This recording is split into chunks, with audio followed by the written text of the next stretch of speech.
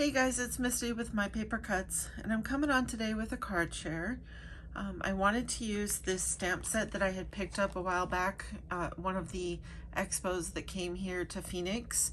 This is from Rubbernecker Stamps. It is called Coffee Girls set.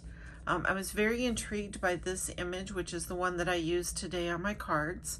I liked this point of view. It was something different, and it had some really cool sentiments on it with a mix of fonts, which is always a lot of fun. So I used this stamp set, and then also, like probably all, if not most of you, I follow Anna White, and recently she's been sharing some affordable watercolor paint options.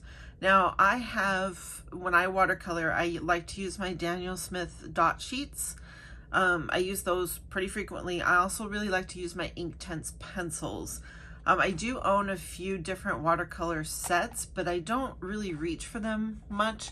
I have one that P sent me that is very, very special to me because it was one of her mother's. And I do use that one pretty frequently, but that one I cherish, so I save that one for special occasions. Hi P, if you're watching.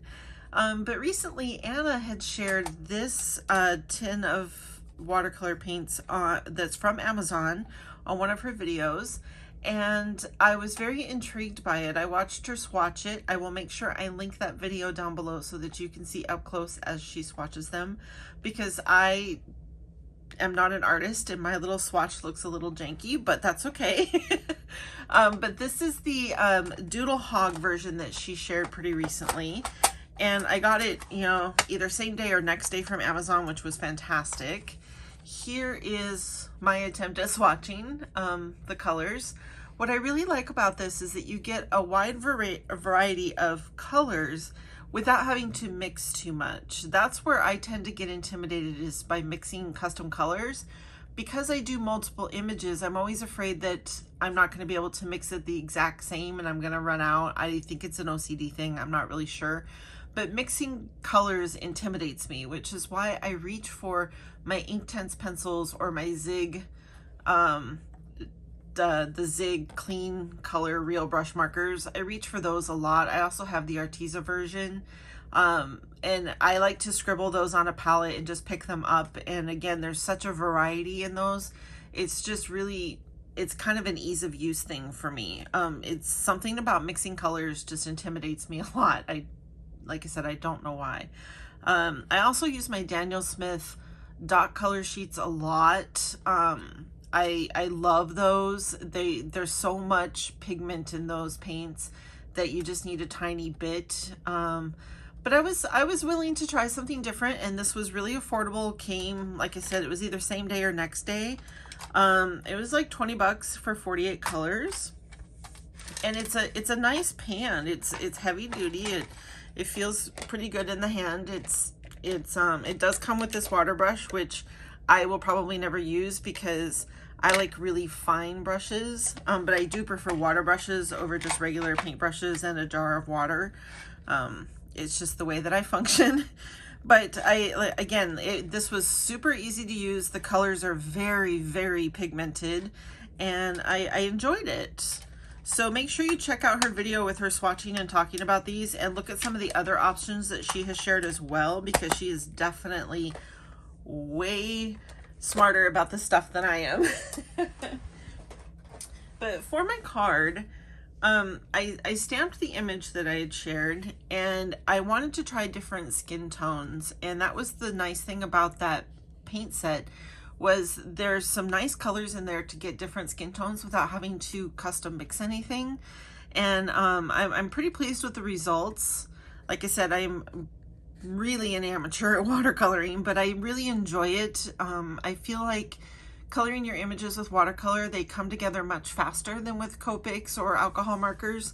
I love that look, but it feels like when I'm in a time crunch that watercoloring is just way faster. The next fast thing would probably be the colored pencils, because you don't really have to be neat, because if you blend them with Gamsol, they just melt into each other, and so those come together really quickly too, but not as fast as watercolors. So lately I've been really leaning on watercoloring most of my images just for time. But anyway, this sentiment is also in that same stamp set. It says, "I don't need an inspirational quote, I need coffee." Very appropriate. I feel like this definitely every Monday, if not every single day. But these are layered with, I was using, instead of just trimming it down, I like the clean edge you get with the layering dies, and this waffle flower set is awesome. It's the A2 layers. It goes all the way down. This makes a great sentiment strip, but I like how you basically get 1/8 of an inch borders from each layer. So I use that to get this brown layer underneath. And then this background sheet here, hopefully you can see that. This is a cream craft paper from Hobby Lobby that I stamped with antique linen. And this background stamp from My Favorite Things. It is a wood plank. Let me take it out here so you can see it better. It is a wood plank background stamp. I love this stamp. I use it all the time. And so I stamped that with the antique linen oxide ink, and I inked around the edges a little bit with gathered twigs. And then this pattern paper, I originally was going to use a coffee themed one that I had, but when I realized how large this image ended up being, you wouldn't have been able to tell what the pattern was behind it. So as I switched gears and I just found, I have a really large loose paper stash. It's a whole bunch of 12 by 12, just individual sheets. I used to scrapbook a lot, and so I would buy individual sheets all the time from the local scrapbook stores. So I dug into that for this card and my masculine card that I'll be sharing tomorrow.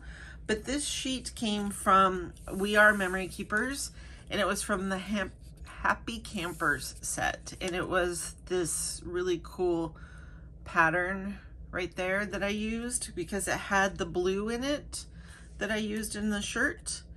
And so that just has a strip at the bottom. And then I had a little bit of glitter paper scraps, and it was that perfect kind of dark aqua color again. So that is in the back to give it a little shine. And then on the coffee cup, I did a little glossy accents just to add some interest.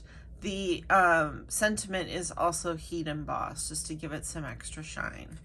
And then the inside of the card just says, "Java nice day." And I stamped the sentiment and these coffee rings with this stamp set here from Inky Antics. This one is called Coffee Break Number 1. There's the sentiment there and the coffee ring. And the coffee ring is 2nd and 3rd generation stamped using the gathered twigs oxide again. I didn't want it super dark, so this color here is, and this one here is 2nd generation, and then this one here is 3rd generation. And so that is my card. And then let me show you the whole set so you can see the different skin tones that I did. So this one, I did 2 of each. I like to do multiples because it gives me lots and lots of practice. And there you go. So thanks for stopping by, and I will see you on the next one. Bye-bye.